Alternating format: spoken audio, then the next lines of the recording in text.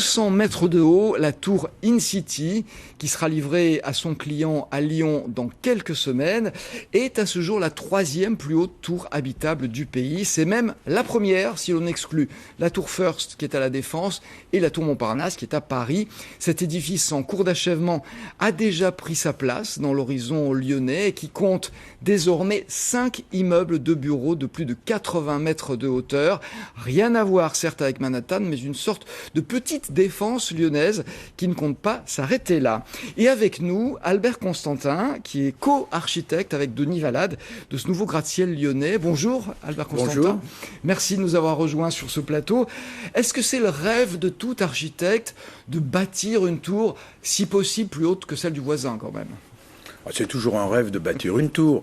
Maintenant, il ne faut pas être trop orgueilleux non plus. C'est surtout un événement, et puis qui motive les gens, qui motive à tous les niveaux, que ce soit les politiques, que ce soit les constructeurs, les compagnons. Il fallait voir la fierté des compagnons quand ils ont participé à ce rêve de construire une tour à Lyon. Oui. Alors, est-il vrai que le mât, qui fait quelle hauteur d'ailleurs, le mât qui est situé en haut? Une trentaine de mètres. Est-il vrai que ce mât ne sert absolument à rien, sinon à faire joli, et évidemment atteindre la hauteur qui permet d'atteindre un nouveau record? Il participe à l'esthétique de la tour, il participe à son élancement, on ne pouvait pas l'enlever. Mais faire des flèches en haut des bâtiments, c'est un classique de l'architecture. Regardez à Fourvière, vous avez 4 tours autour de la basilique, ces 4 tours sont prolongées par des flèches. Regardez Notre-Dame, à Notre-Dame de Paris, il y a une flèche qui a été rajoutée par Viollet-le-Duc. Donc la flèche fait partie de l'architecture et je dois dire que la flèche qui a été placée sur la tour InCity participe à son élancement. Vous ne pouvez pas l'enlever, sinon vous auriez quelque chose qui n'aurait pas l'esthétique qu'elle a acquise avec cette flèche. Oui, alors vous dites qu'il ne faut pas être trop orgueilleux, ça reste néanmoins un symbole de puissance économique. Le 11 septembre 2001, c'est un symbole qui a été détruit à New York. Donc ça reste quand même un symbole fort aujourd'hui, une tour. Et ça reste un symbole, et puis surtout, ça montre le dynamisme d'une ville. Il se construit des tours partout dans le monde. On sait qu'aujourd'hui, il faut densifier les villes. On sait que 80% de la population mondiale vivra dans les villes dans quelques années. Donc, il ne faut pas gaspiller non plus le terrain. Ici, on a pu faire 40 000 mètres carrés de plancher sur un tout petit terrain. On est monté à 200 mètres, non pas parce qu'on voulait monter à 200 mètres à l'origine. C'était pas l'objectif. Mais on est arrivé à 200 mètres par rapport aux proportions de la tour. Quand on prend la dimension d'un étage, eh bien, on se rend compte que si on veut quelque chose d'élancé, une tour, ça doit être élancé, eh bien, ça nous a donné ce chiffre symbolique de 200 mètres. 190, ça n'aurait pas été la même chose.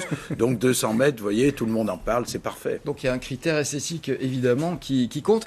Alors, passer la référence à Babel et à diverses interprétations psychanalytiques qu'on pourrait faire, est-ce que c'est beaucoup plus ou pas un défi que d'autres constructions, le fait de bâtir en hauteur? Moins peut-être aujourd'hui? Non, on sait très bien construire en hauteur. Le problème, c'est le coût. Parce qu'il y a des règles de sécurité qu'il faut respecter, parce qu'il y a de la structure qui est un peu différente, puisque vous avez des prises au vent qui sont beaucoup plus fortes. Donc il y a une spécificité dans la construction des tours.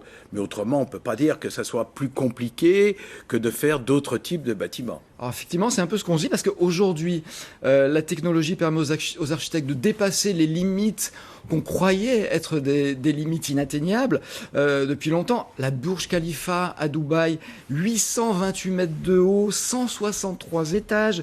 La Kingdom Tower à Jeddah, 1 km et 1 mètre de haut, 167 étages. Et ça, c'est pas un projet fou, puisqu'elle est en cours de réalisation en ce moment. On se dit vraiment aujourd'hui qu'il n'y a plus de limites, ou est-ce qu'il y en aura quand même forcément? Il ne faut pas confondre quand même la tour InCity avec les opérations que vous avez citées. On n'est pas à Lyon, certes, dans cette conquête mondiale du plus fort, du plus haut, du plus puissant, du plus coûteux, etc. Non, je pense que à Dubaï, cette tour, eh bien évidemment, les promoteurs ont voulu en faire la plus haute du monde pour longtemps. On se rend compte que ça ne durera pas aussi longtemps. Ça aura duré quelques années. Ça aura duré quelques années, mais les records sont faits pour être battus. Laissons ceux qui cherchent ce péché d'orgueil continuer leur vie. vie et puis occupons-nous de nos problèmes. Je pense qu'à Lyon, on a besoin de densifier et c'est bien qu'on montre le dynamisme de la ville en construisant quelques tours. On n'arrivera jamais à faire New York ni Dubaï, rassurez-vous. Alors, sans parler de projets qui pourraient être éventuellement des projets encore plus importants que la Tour N-City à Lyon, est-ce que techniquement, on connaît les limites techniques aujourd'hui de la hauteur des tours ou pas? Parce qu'on a l'impression qu'il n'y en a pas. On parle d'1 kilomètre aujourd'hui. J'ai vu des projets d'1,6 kilomètre.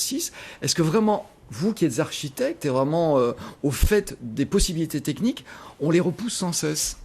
On les repousse, mais vous voyez, la tour de Dubaï dont vous parliez tout à l'heure, elle a une assise extrêmement large. Plus vous montez haut, plus il faut une assise large, ou plus il faut ancrer très profondément dans le sol. Donc il y a quand même une limite économique à tout ça.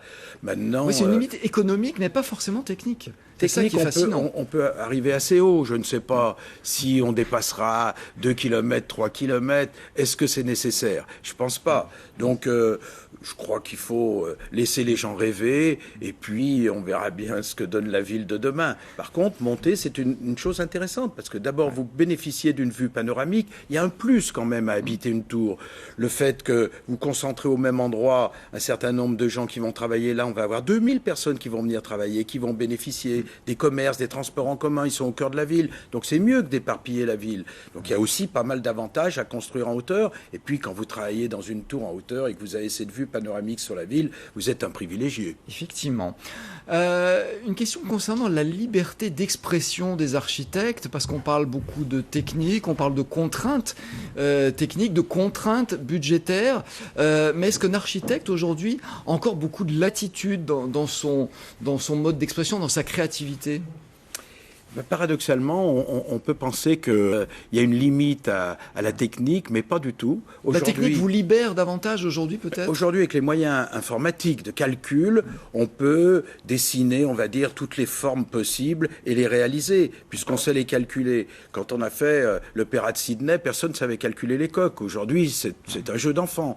Donc c'est vrai que ces moyens technologiques, techniques, scientifiques permettent de pousser beaucoup plus loin les limites de l'architecture. Ce sont peut-être les clients qui sont plus conservateurs, non? Souvent, les clients sont plus conservateurs. Même les utilisateurs aussi. C'est difficile parfois de faire passer de nouvelles idées. Mais il y a aussi une question de mode. Il n'y a qu'à voir aujourd'hui ce qui se fait un peu aux quatre coins du monde. Chaque ville rêve aussi d'être un peu à la marge et d'avoir ces objets un peu exceptionnels. Alors, est-ce que ce qui compte, c'est sa fonction et le plaisir de ceux qui y travaillent et qui viennent tous les matins, ou c'est autre chose? Parce que ça, c'est quelque chose qui vous tient à cœur, je sais. D'abord, on construit pour les hommes. Oui. On construit pour répondre à des besoins. Pas seulement pour son orgueil.